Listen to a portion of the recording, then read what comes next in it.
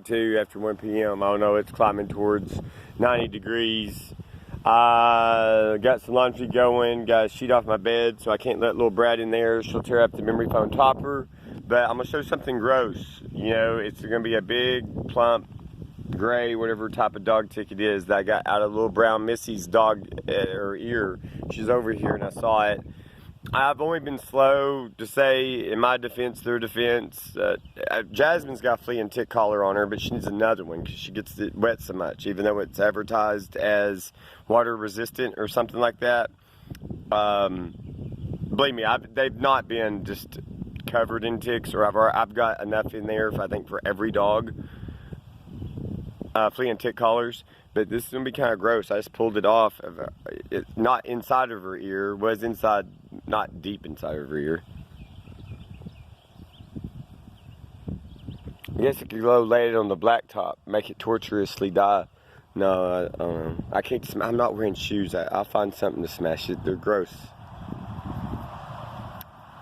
A parasite. Parasitic. What are the odds of somebody getting an autoimmune disease from a tick like Lyme disease? I don't know much about it. And what kind of ticks are these that become this size? Because there's various species of ticks around here. I haven't seen, what do you call it, sea ticks in a while. You don't want to get covered in them. That's basically a bunch of ticks that hatched. Is that just a regular bumblebee?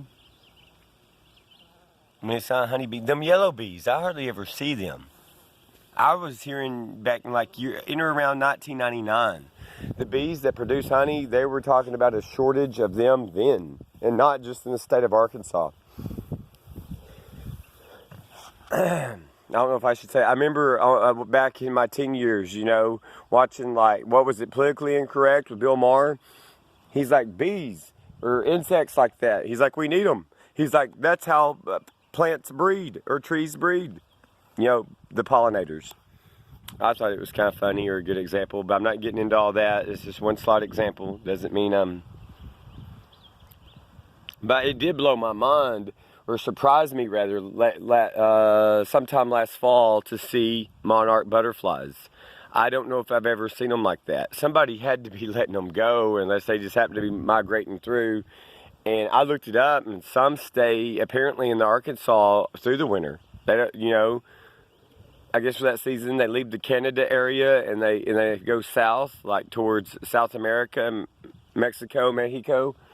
But some stay in the southern part of America.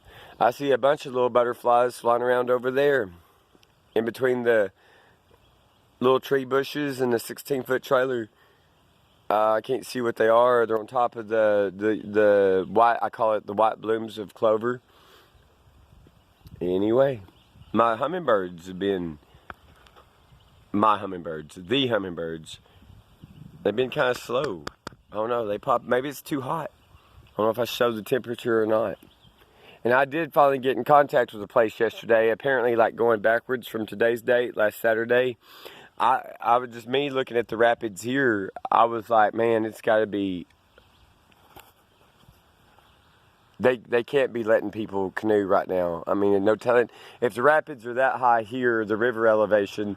No telling what it is downstream from here to Glenwood, Arkansas, in Pike County, Arkansas. I gotta put my flea and tick collars on them. Among so many other things, I got a long list of what needs to be done. And it's not simple to do it.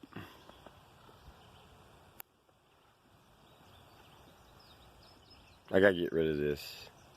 But if you live in this region, especially not in the city, you're gonna see this from time to time. And you can't be all like, oh, let's just spray herbicide, pesticide everywhere and anywhere and get rid of it. And then you're going to pollute the aquatic wildlife species, the streams. In my non-expert opinion. Matter of fact, I have a contract on me here that talks about a major limitation from fertilizer to herbicide to pesticide. For real.